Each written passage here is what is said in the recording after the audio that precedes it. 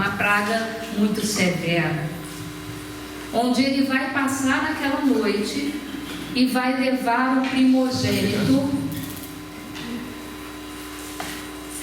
E aí a gente pensa assim, vai levar os primogênitos do Egito? Mas vocês já pararam para pensar que os egípcios também eram criaturas de Deus? Sim. Por que levar os primogênitos do Egito e não os primogênitos de Israel?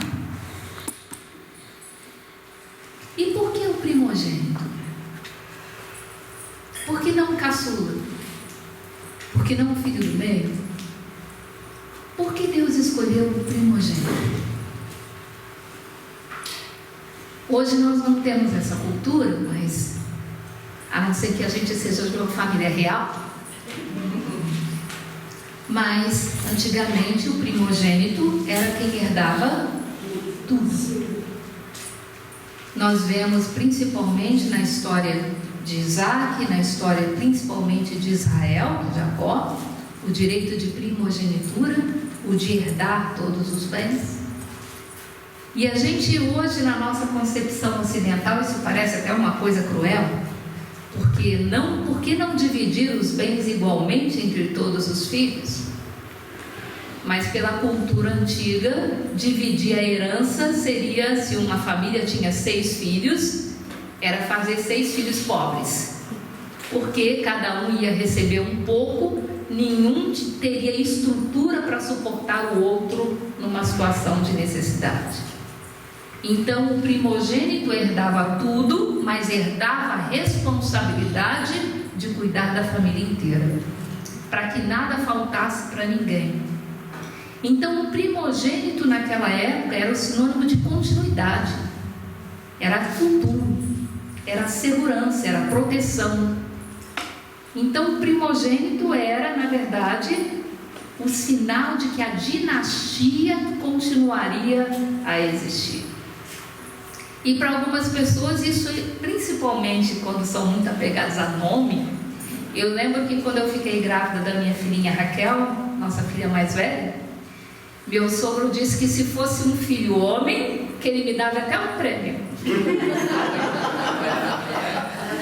Porque o único neto homem que ele tinha até então era filho da filha. Então se ele não tinha o sobrenome dele no final. Então, se eu tivesse um filho homem, queria até me dar. Mal sabia ele o quanto Deus tinha pressa de ter a Raquel no mundo. Mas esse sinal de continuidade, de dinastia, era uma coisa extremamente importante. Agora, o que vocês não sabem é que não era a intenção de Deus passar e levar só o primogênito de Israel, do Egito. Se era para levar o primogênito, era o primogênito de todo mundo.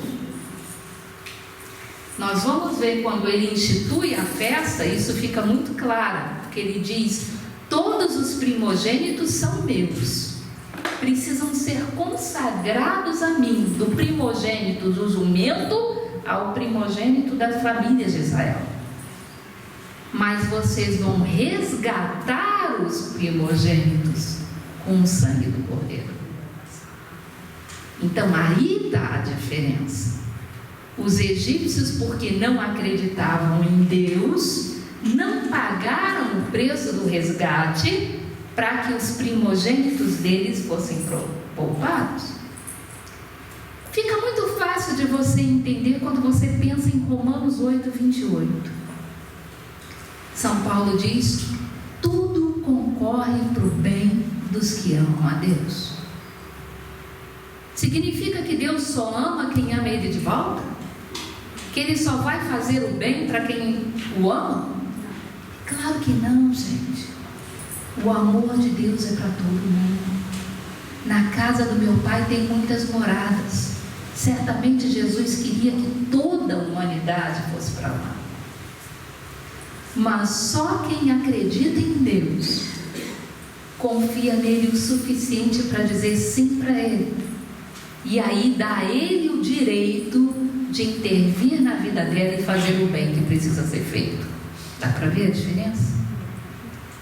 Então, se os egípcios não seguissem os seus deuses, se eles acreditassem no Senhor, se eles também tivessem apresentado o Cordeiro Pascal, os primogênitos dos egípcios também seriam poupados. Mas aí a gente não tem uma história para contar.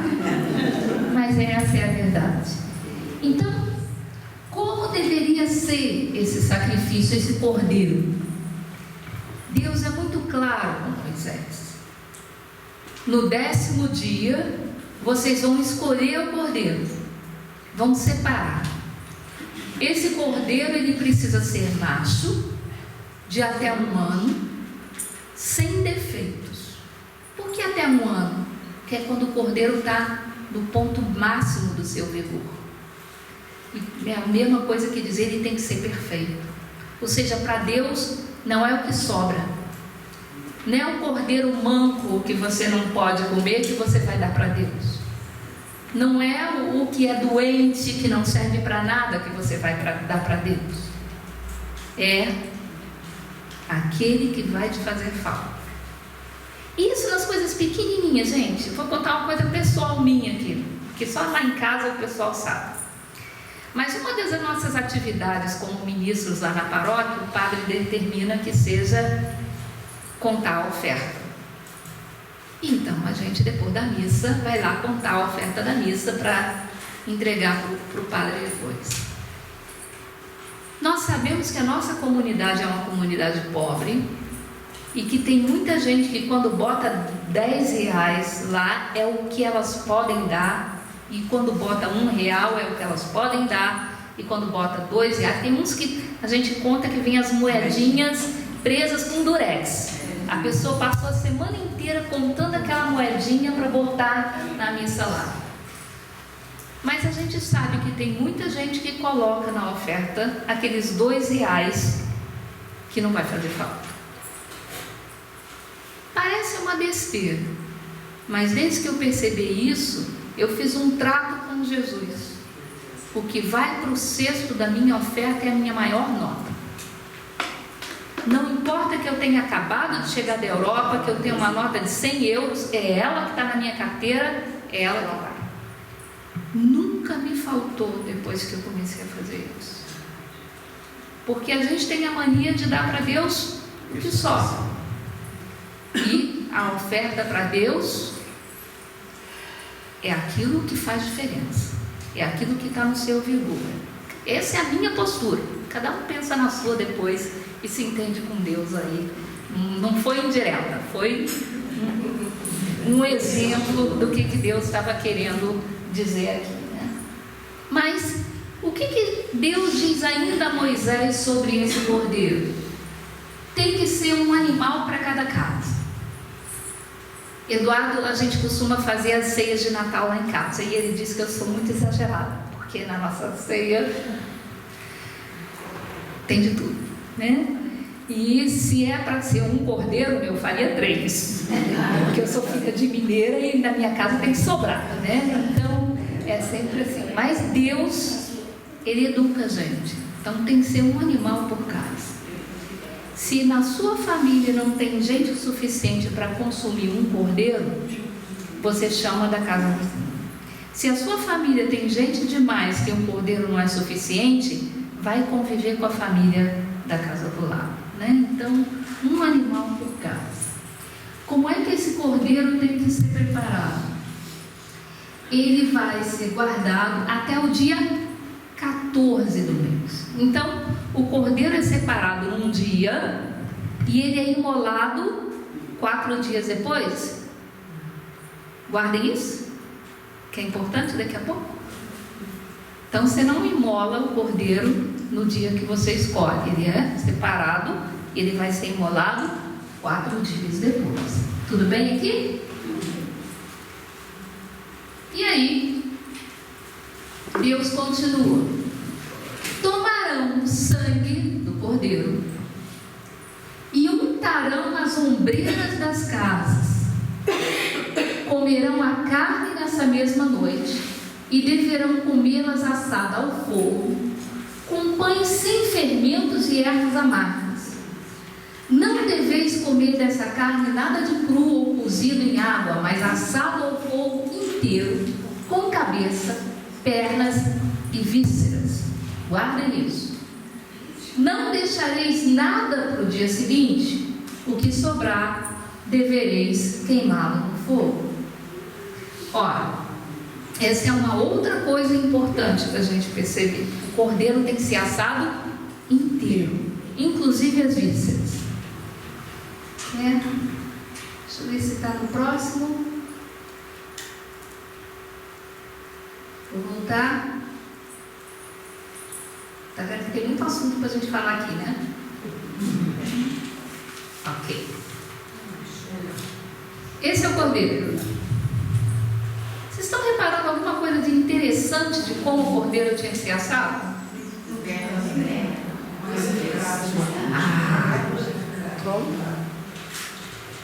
Isso é extremamente importante, gente.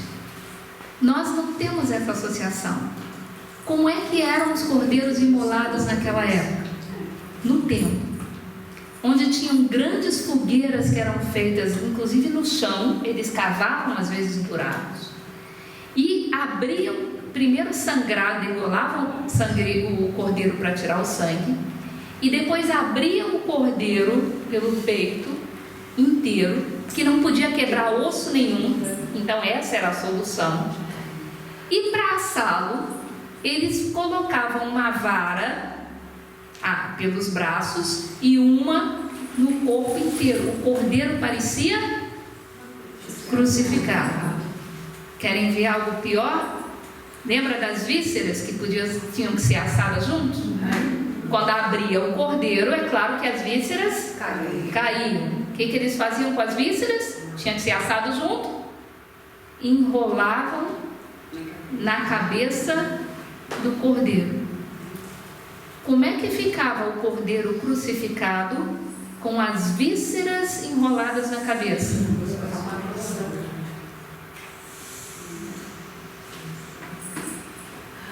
Entenderam o porquê da coroa de espinhos?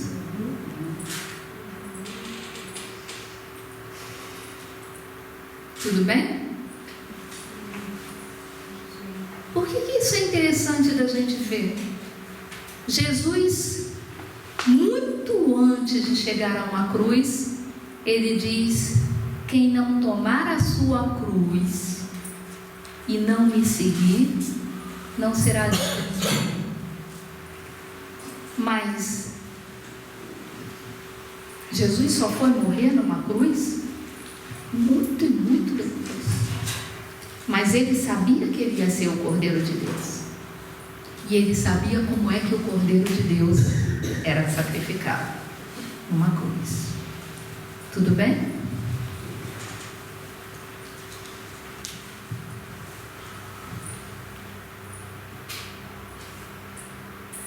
Ai, meu Deus, é muita informação. Mas vamos chegar lá. Então, untarão as casas ombreiras com sangue do cordeiro, comerão o cordeiro. Farei justiça contra todos os deuses do Egito, eu, o Senhor. O sangue servirá de sinal nas casas onde estiverdes. Ao ver o sangue, passarei adiante, e não vos atingirá a praga exterminadora quando eu ferir a terra do Egito. Preste atenção. Esse dia será para vós um memorial em honra do Senhor, que haveis de celebrar por todas as gerações, como uma instituição eterna.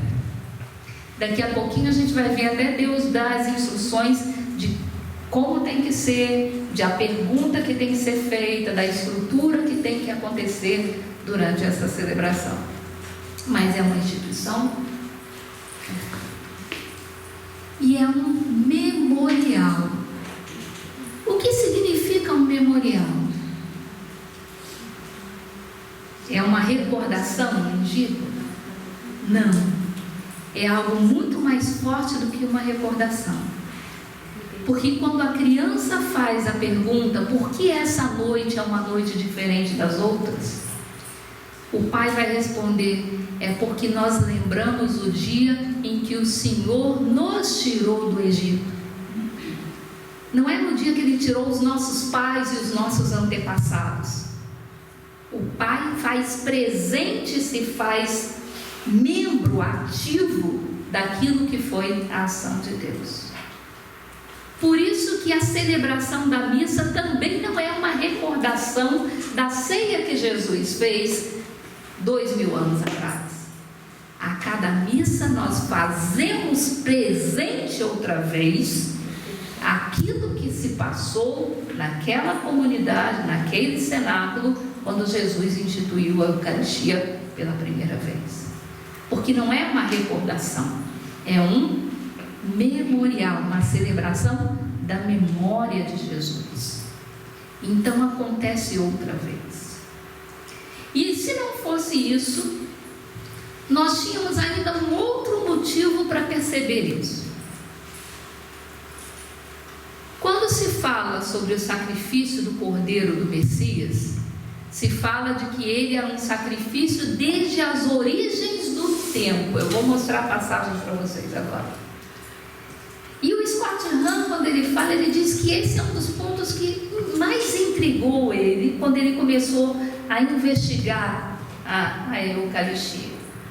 Porque ele diz: como é que Jesus, que viveu há 2000 anos atrás e foi o Cordeiro imolado por Deus, como é que pode ser dito que na verdade ele foi imolado desde as origens do tempo? Se na verdade ele morreu só há 2000 anos atrás. Já perguntaram isso? Vocês perguntaram isso? Como é que o sacrifício de Jesus ocorreu desde a origem do tempo, se na verdade nós, que estamos aqui no ano de 2018, estamos muito mais próximos do momento desse sacrifício do que quando o universo foi criado? Já pensaram nisso? A explicação é tão simples, mas é tão simples. Eu fui perguntar para o meu filho físico quântico, né? Porque a gente aproveita esses momentos para semear um pouquinho nesses momentos. Eu falei para ele: filho, olha só, o universo foi criado há bilhões de anos atrás. E, no entanto, aquela explosão que criou o universo, ela ainda é sentida nos dias de hoje, senão a gente não existiria. A luz, ela viaja no espaço e a gente hoje está contemplando coisas que ocorreram há bilhões de anos atrás. É isso mesmo? Ele é isso mesmo. Para Deus não tem tempo. O impacto do que Jesus fez naquela cruz foi tão grande que foi como uma explosão que jogou poeira de salvação para frente, para nós. E por isso quem viveu antes dele também recebe a mesma salvação. Por quê? Porque ela é tão poderosa, tão completa e tão perfeita que ela viaja no tempo e o tempo deixa de ser importante para ela. Então, quando nós estamos celebrando a missa, é como se a gente estivesse junto com Jesus naquele cenáculo, com toda a oferta de si próprio que ele faz acontecendo diante de nós outra vez. Os sacerdotes in persona Christi, na verdade, eles não têm o poder de transformar o pão e o vinho no corpo e no sangue de Jesus. Estou errado, Padre? Não, é irrupção do Espírito Santo. É o próprio Cristo quem faz. Só Ele pode fazer isso, através do Espírito Santo. Então nós estamos efetivamente participando a cada missa do memorial de Jesus. Estamos fazendo presente outra vez o instante em que Ele se deu para nós no corpo e no vinho. Pode, né? Mas tem mais. 90 bolos. Ok. Então, essa noite será uma noite de vigília. Por isso, a Páscoa, ela não pode acontecer antes do cair da tarde. Tem que ser uma vigília, tem que ser ao anoitecer. Nós vamos ver que Jesus vai cumprir isso. E essa mesma noite deve ser celebrada de geração em geração por todos os israelitas. O cordeiro será comido em uma mesma casa, tu não levarás nada de sua carne para fora da casa, e não lhe quebrará osso algum, não pode sobrar. Em comunidades muito pequenas, quando a gente faz retiro, não aqui que tem movimento o tempo inteiro, é muito comum você ver o sacerdote perguntar assim: quantas pessoas vão comungar? E ele vai contar o número de partículas, porque ele não pode consagrar demais para sobrar. Por quê? Porque é o Cordeiro de Deus que será imolado na missa, e ele não pode ter sobras, a não ser a reserva eucarística para adoração e para os doentes, né? Toda a Assembleia de Israel celebrará a Páscoa. E essa é uma outra coisa interessante sobre esse cerimonial, porque o judeu, ele é um povo muito hierárquico. Os escravos não se misturavam com os senhores da casa, mas a Páscoa era uma cerimônia em que mesmo quem é pobre e não tenha dinheiro para ter um cordeiro, tem que consumir a carne do cordeiro e do sangue do cordeiro. Então, todos participam. Não existe exclusão na noite da Páscoa para o judeu, né? Se um estrangeiro chegar lá, ele precisa em primeiro lugar ser circuncidado, porque ele não é dado para ninguém de fora. Mas isso a gente vai tratar na próxima. Ok, presta atenção, amor. Como que seria a festa do memorial dessa aliança? A festa dura 7 dias. Para o judeu, a festa da Páscoa dura 7 dias. E para o católico? Semana Santa. Não tem? 7 dias? E ainda tem a 8ª da Páscoa. Vou falar dela daqui a pouquinho. Mas Semana Santa, 7 dias. Durante essa semana, ninguém come pão fermentado. Sempre pão sem fermento. Era proibido. Aquele que comesse pão que tivesse sofrido fermentação seria expulso de Israel. Olha só a gravidade. Ninguém podia comer pão com fermento. Não se verão na tua casa e toda a extensão do território nem pães fermentados e nem o fermento. E explicarás isso a teu filho. Isso é em memória do que o Senhor fez por mim. Vejam, fazendo presente para a pessoa. Quando eu saí do Egito. Isso será para ti como um sinal sobre tua mão, como uma marca entre os seus olhos. Observarás a cada ano essa prescrição no tempo prescrito. Tudo bem? Pode passar. E aí, o que eu disse para vocês? Quando o Senhor tiver te introduzido na terra dos cananeus, como Ele jurou a ti e a teus pais, e te houver dado essa terra, consagrarás ao Senhor todo o primogênito. Mesmo o primogênito dos teus animais, machos serão do Senhor.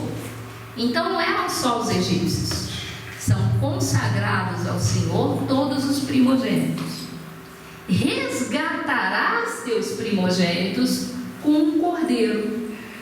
Esse cordeiro vai resgatar o primogênito do jumento. Se você não fizer a imolação do cordeiro, você tem que quebrar a nuca do jumento e matá-lo. Vejam como Deus está dizendo. E todo primogênito dos homens entre teus filhos os resgatarás igualmente. Quando teu filho te perguntar o que isso significa, dirás: é que o Senhor nos tirou do Egito com a sua mão poderosa da casa de servidão. Então, na verdade, todos nós, primogênitos ou não primogênitos de Deus, precisamos ser resgatados anualmente, teoricamente, pelo sangue do Cordeiro. Ou precisávamos antes de Jesus vir.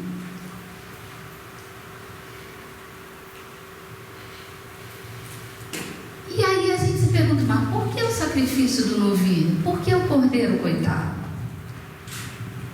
A gente parece cruel, né? Um animalzinho ali, sofrendo. Hã? Pois é.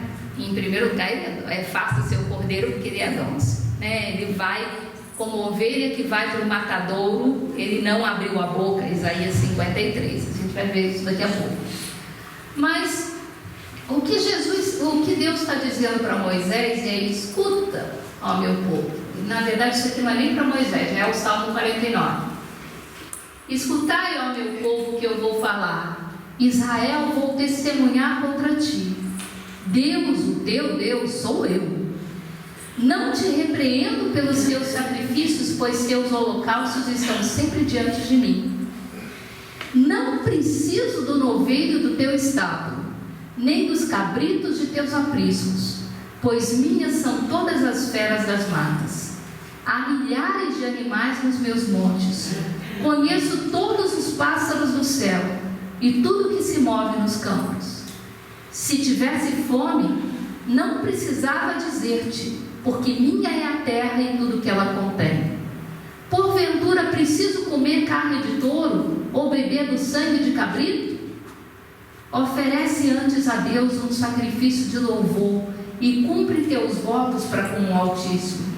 Invoca-me no dia de tua tribulação e eu te livrarei e me darás glória. Então o que Deus está dizendo aqui, gente, é que o sacrifício nunca foi exatamente para Ele. Nunca foi. Ele não precisa do sacrifício. O sacrifício era para os homens. Tentar entender. Imagine que você tem um teu neto que chega em casa com 3 anos de idade, com um pedacinho de papel todo amassado, que ele derramou o leite e o chocolate quando, mas está ali um desenho que ele fez para você. Você precisa daquele desenho mal feito? Daquele papel sujo, amassado? Precisa? Não. Mas ele se torna precioso para você, por quê? Porque ele foi dado com carinho pelo teu neto. Então Deus aceita o sacrifício do homem porque é dado como um sinal de que o homem tem necessidade de reparar o pecado que ele fez. A mesma coisa se você esquece o teu aniversário de casamento.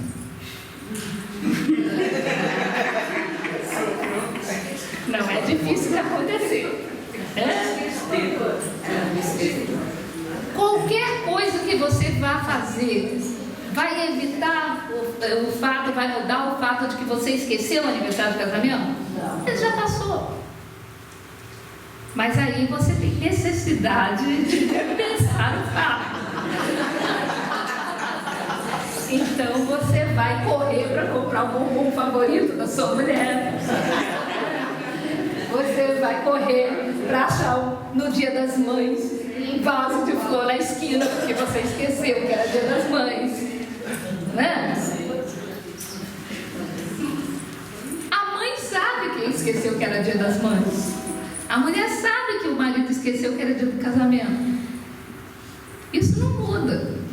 Mas ela vai aceitar aquele presente porque ele precisa saber e sentir que fez alguma coisa para compensar o erro. Estão entendendo? Se nós pecamos contra Deus, quem tinha que pagar?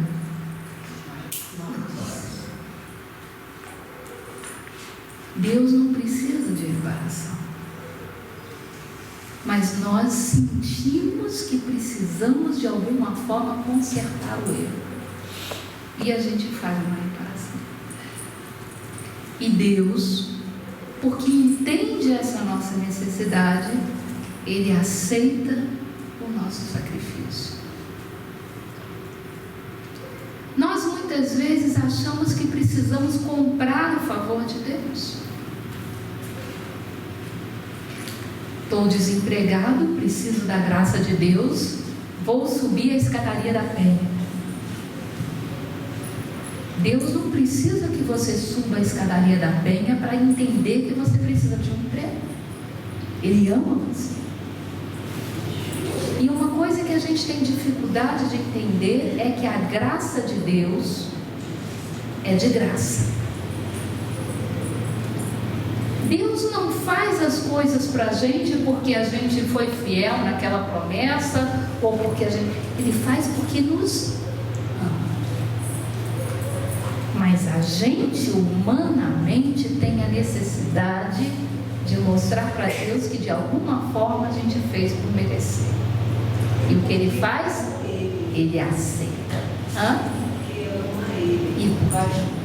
O sacrifício porque nós sacrifício porque ama Ele. Exatamente.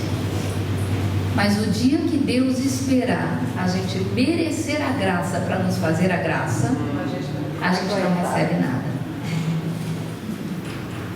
Mas tendo essa necessidade, o ser humano é um ser que precisa muito do visível, né? Aquilo que é sem substância, para a gente é algo muito difícil de visualizar.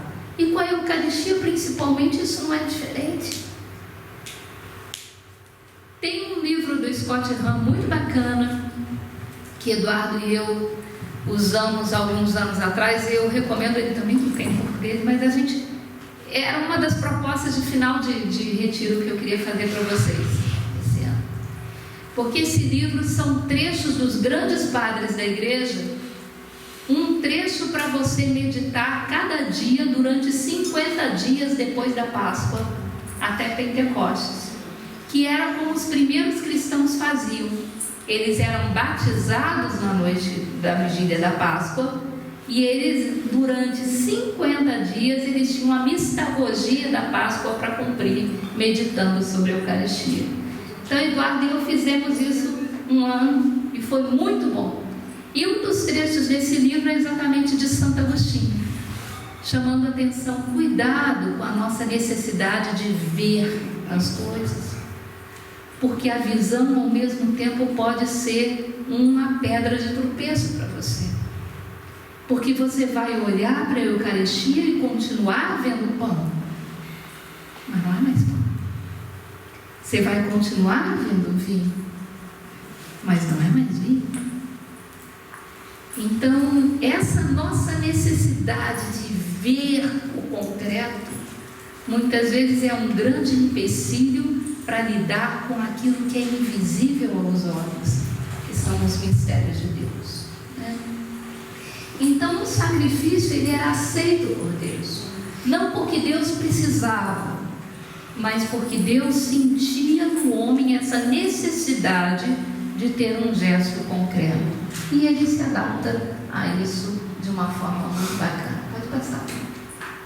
Então, a Páscoa dos judeus é uma das 3 festas que o judeu, pode passar, que o judeu é chamado por Deus a cumprir todo ano, e que são motivos de peregrinação. São 3 festas que pelo Antigo Testamento o povo de Israel tinha que cumprir anualmente: a Páscoa, Pentecostes e a festa dos tabernáculos ou das tendas.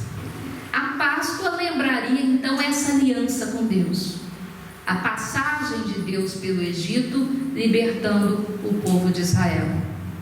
Pentecostes era celebrado 50 dias após a Páscoa, comemorando o quê?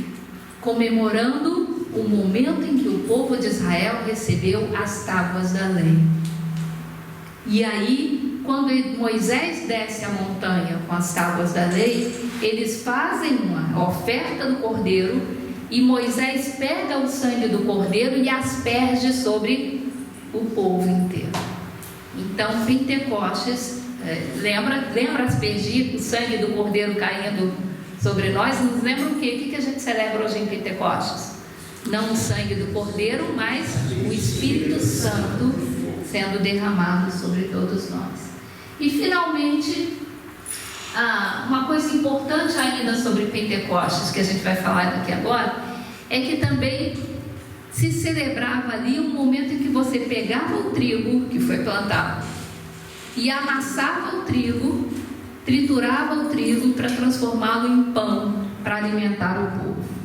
E tinha ainda a festa dos tabernáculos, que lembrava a época que o povo de Israel passou morando em tendas, porque estava no deserto ainda, marchando para a terra prometida, que era também conhecida como a festa da colheita, porque aí sim tinha a colheita completa do povo de Israel, não apenas o trigo. Viu bem? Vamos começar? Olha, que instruções o povo de Israel tinha que cumprir para a Páscoa? Vamos nos deter na Páscoa. Separar um cordeiro que fosse perfeito, sem mácula. Era necessário ainda os pães sem fermento, indispensáveis. Que mais? Ervas amargas, que iam lembrar o tempo do sofrimento no Egito, e o vinho. Você vê o vinho na primeira Páscoa dos judeus lá, quando eles saem do Egito? Não, o vinho só vai ser instituído depois. Quando depois? Alguns anos depois. Por que o vinho? Porque lembra do sangue do cordeiro que pintava as portas das casas? Aí, na primeira Páscoa, o sangue do cordeiro. Mas depois eles não foram para o deserto? Você tinha casa para botar o sangue do cordeiro? Não, né? E depois eles não chegaram na terra prometida? Você precisava marcar a casa para o anjo da morte não passar? Ele não ia passar de novo, né? Então o que se passou a fazer com o sangue do cordeiro? Ele era besuntado sobre os altares depois da imolação. E aí, para lembrar o sangue, se instituiu os 4 cálices que se tomava durante a ceia. Depois a gente vai falar mais detidamente sobre eles, tudo bem? Ok. Ora, o que o povo de Israel precisava fazer? A ceia tinha que ser em Jerusalém. Não podia ser em local diferente. E aí você fica pensando assim, não, tudo bem, porque o povo de Israel a princípio era um só. Mas a partir da divisão dos reis, lá depois da morte de Salomão, você passou a ter 2 reinos.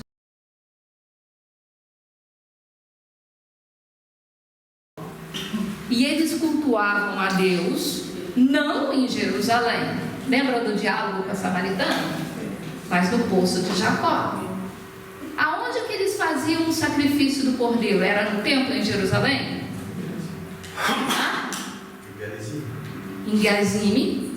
E a princípio, antes até de Gerizim, no Monte Moriá, aonde houve o sacrifício de Isaac. No iniciozinho, mais recentemente, porque o Monte Moriá não é mais, é no Monte Gerizim. Mas Jesus era judeu, então vamos olhar do ponto de vista judeu. O sacrifício era feito em Jerusalém à noite. Muito bem. O cordeiro tinha que ser perfeito, imaculado. No primeira Páscoa, cada pai de família pegava o seu cordeiro e imolava na sua casa, que cada um deles era sacerdote. Mas pouco depois, quando o povo de Israel fez um bezerro de ouro, Moisés decretou que só aqueles que renunciassem aos deuses do Egito teriam condição de fazer o sacrifício, e Deus então separou a tribo de Levi, que foi aquela que aceitou renunciar aos deuses do Egito em primeiro lugar, para ser a nação de sacerdotes. Então, qualquer um podia imolar o cordeiro? Não, só um sacerdote. A mesma forma, se qualquer um de nós pegar pão e vinho e repetir as palavras de Jesus, vai haver o milagre da transubstanciação? Não. Então, esse preceito que estamos cumprindo, só um sacerdote pode ser instrumento desse milagre. Que momento era feito o sacrifício do cordeiro?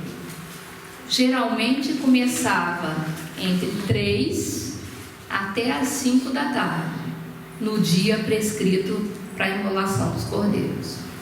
O que mais? Na ceia onde o cordeiro ia ser consumido, não se usava cadeiras, porque se lembrava o período do deserto, onde o povo não tinha cadeiras. Então se reclinava sobre a mesa. Parece uma besteira, mas esse foi um dos pontos usados para se verificar se a ceia, a última ceia de Jesus, foi uma ceia pascal ou não. Porque diz lá que João, por exemplo, estava reclinado sobre o peito de Jesus. Então foi uma ceia onde eles se reclinavam sobre a mesa, não se usava a cadeira. Vamos lá. Comentário, uma pessoa que foi lá para visitar, né, o cenáculo. Puxa, fiquei muito desapontado, não tinha nada, era uma coisa vazia, sem cadeira. Não tinha esse conhecimento. Não podia ter. A gente aqui também, muita gente talvez não soubesse. Mesmo porque Leonardo da Vinci pintou ele só de sentadinho.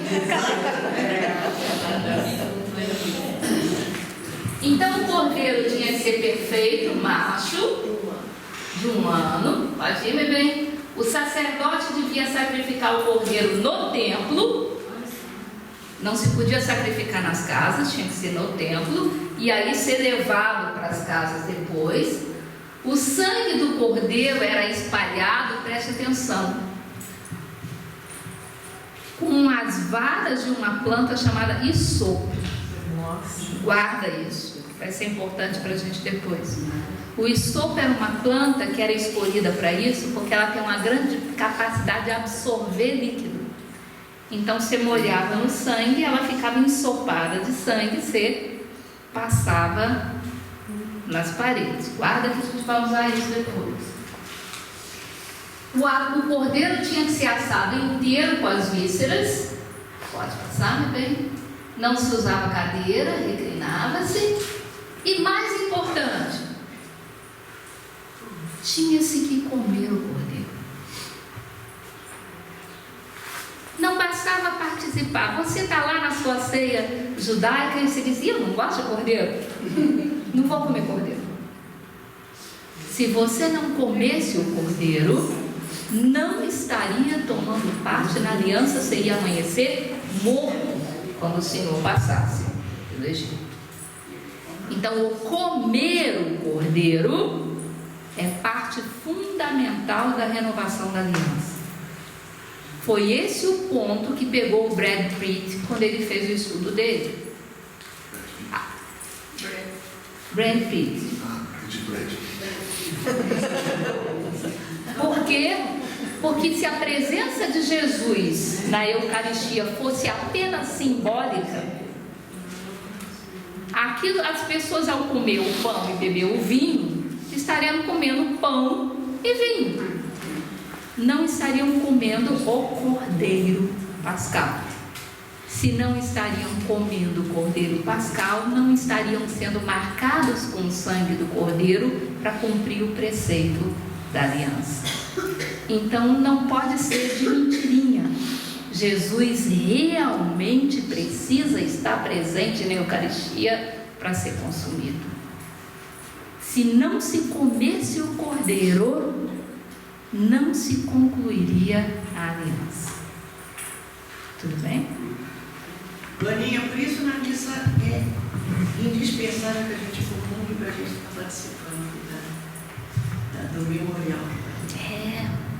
Você ir na missa sem se preocupar em passar por um sacerdote e estar em condição de comungar, é você participar do banquete e não ter condição de chegar na mesa. Triste, né? Essa é a primeira Páscoa. Só um minutinho. Essa é a primeira Páscoa. Essa foi... Mas antes do Êxodo havia Páscoa, não? Não, antes do Êxodo não tinha Páscoa. A Páscoa dos judeus foi instituída exatamente pelo Êxodo. Foi a noite que Deus passou pelo Egito, levando os primogênitos do Egito. Ali foi a primeira Páscoa dos judeus. E para se preparar para essa Páscoa, eles comeram esse cordeiro e marcaram o portal das suas casas com o sangue desse cordeiro. Marli, você ia perguntar? Tem um número determinado de pessoas sentadas à mesa na Páscoa do judeu? Não, se falava não ter mais do que 10 pessoas para poder a carne do cordeiro ser suficiente para todo mundo e não ter sobra. Mas hoje nossas missas têm, graças a Deus, quanto mais melhor, né? Isso que é importante. Isso a gente já mostrou, né? Como é que o cordeiro era preparado, ele era assado inteiro. Tem uma outra foto que eu achei, mas depois eu não consegui botar ela na hora que eu estava atrasada. Quando fui procurar de novo no Google, eu não achei, que era exatamente as vísceras em volta da cabeça do cordeiro, mostrando como se ele estivesse sendo com a coroa de espinhos, né? E a ceia judaica, como é que ela acontecia?